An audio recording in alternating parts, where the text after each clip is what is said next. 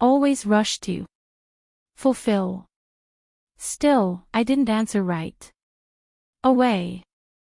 I let her words echo against the walls that had never known her, never sheltered her. The house was mine. Bought with my savings, my effort, my name etched cleanly on the deed. On the outside, I stayed steady, my voice even. When I finally said, "I hear you, Marcella," inside, something else stirred. An old ache mixing with the steel I hadn't felt in years. I ended the call and stared at the horizon, the water restless but constant. 3 hours. That was the time she had given me, and I already knew it would be enough. As I stood in the quiet of my beach house, the past rose up like the tide, dragging me back to Raleigh, where Marcella and I first learned our roles. She was the fire, always demanding, always certain the world owed her a place at the head of the table. If you have ever felt betrayed by the people who should have been your biggest supporters, let me know where you are watching from. I was the patient one, smoothing sharp edges, holding silence when silence seemed the only way to keep peace. Our parents encouraged it without realizing, praising her boldness, excusing her tantrums, and leaning on me to be the steady one who didn't make trouble. I remember birthday dinners where Marcella insisted on the biggest slice of cake, and my parents would laugh, handing it over. I remember school projects where she bragged loudly about what she hadn't done, and I was the one up late finishing it, too tired to protest. By the time we reached high school, the pattern was fixed. Marcella pushed. I yielded. She demanded. I delivered. And when our parents died, years later, nothing changed. It only hardened. Marcella seized control of the estate, speaking as though she alone carried the family name. Relatives deferred to her. I became the background figure, the sibling who never fought, the one assumed to agree. My words rarely landed. If I questioned her, she twisted it into selfishness or weakness. And everyone nodded along. I slipped into the role so deeply that I hardly recognized the quiet bitterness building inside me. That phone call in my beach house was not new. It was the same voice that had dictated my life since childhood, expecting compliance. But as the waves crashed outside my window, I realized the ground beneath me had shifted. The deed in my folder wasn't just paper. It was proof that I had finally stepped out from the long shadow of her control. I could almost see us as children again. Marcella stamping her foot, me folding my hands to keep from trembling. Yet here in Nag's head, it wasn't fear that filled me. It was a kind of calm resolve I had never known. The sense that I could finally decide what role I would play.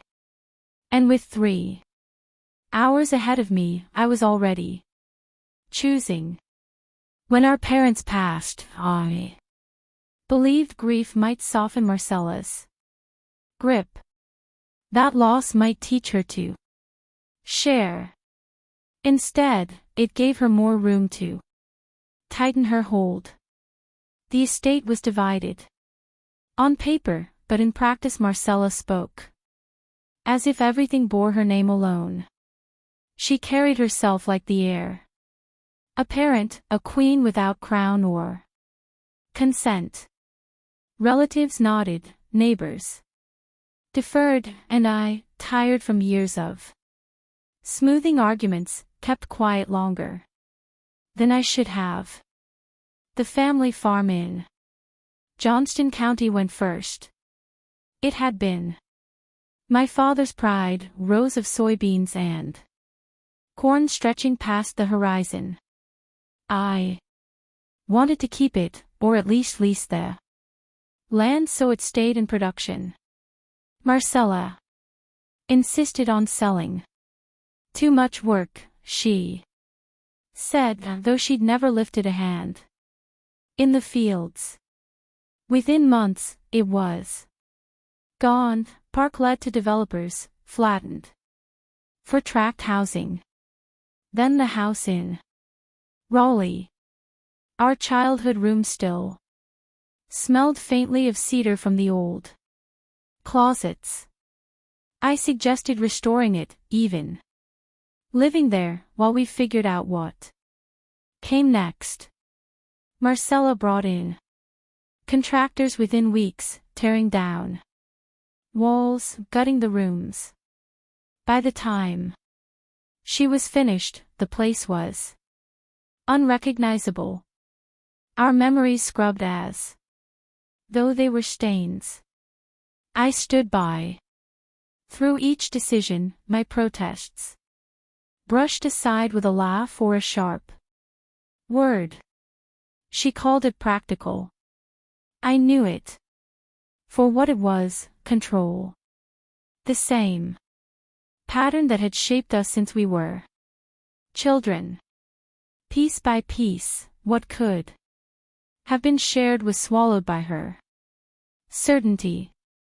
The beach house was supposed to be different. It wasn't inherited. Wasn't tied to our past. It was bought with my money, the result of years of shifts at Duke Regional, of living frugally while others assumed I had nothing of my own. I imagined it as a clean slate, a place free of Marcella's reach. But her call reminded me she didn't need to own the deed to lay claim. Entitlement had always been her currency. And now, with the Atlantic outside my window and 3 hours ticking down, I understood that I couldn't let history repeat itself again. I knew the trap the moment I hung up. If I told Marcella no directly, it would spiral the way it always had. She would raise her voice, twist my refusal into cruelty, and by the time the shouting settled, I would be the one branded ungrateful or selfish. That had been the rhythm of our lives. Her demanding, me defending, and everyone else nodding along, as if her version of events was the only truth. But this house was not a shared inheritance. It was mine, a line drawn in ink, and witnessed by law.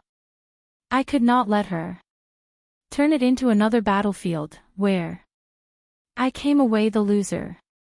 For once, I would not fight on her terms. I pulled out the folder I'd carried since closing, and flipped through the notes I had scribbled in the margins. During the process of buying, I'd gathered names, local services, management companies, contacts in case I ever wanted to rent the house seasonally. I had thought of them as possibilities for the future. Now, they became tools for survival. I called a property manager in Nag's Head, explained I needed the house booked immediately, and asked if he had tenants ready. He did. Tourists waiting for an opening, willing to pay above market for a last-minute stay. We set the contract in motion. Then I called a catering company in Kill Devil Hills, arranging food delivery that very evening.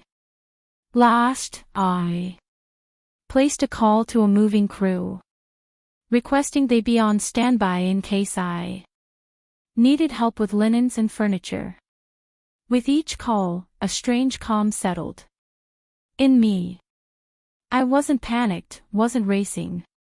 I was deliberate, precise, as though every year of silence had been preparing me for this moment.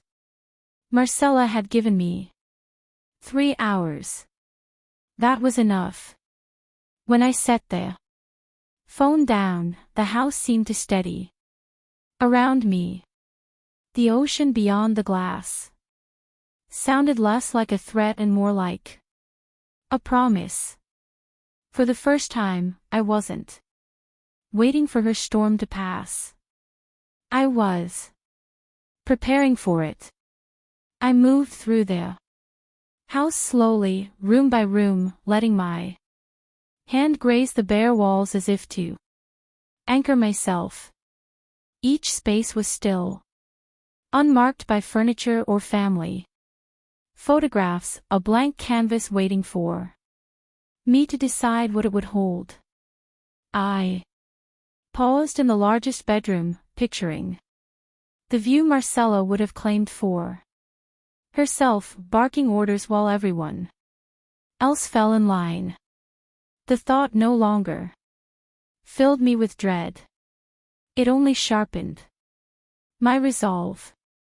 The property manager called back within the hour. A family from Virginia Beach had been desperate for a rental and would arrive that evening. They had already wired the deposit, higher than market rate, for the last-minute booking. His tone carried both surprise and respect when I agreed without hesitation.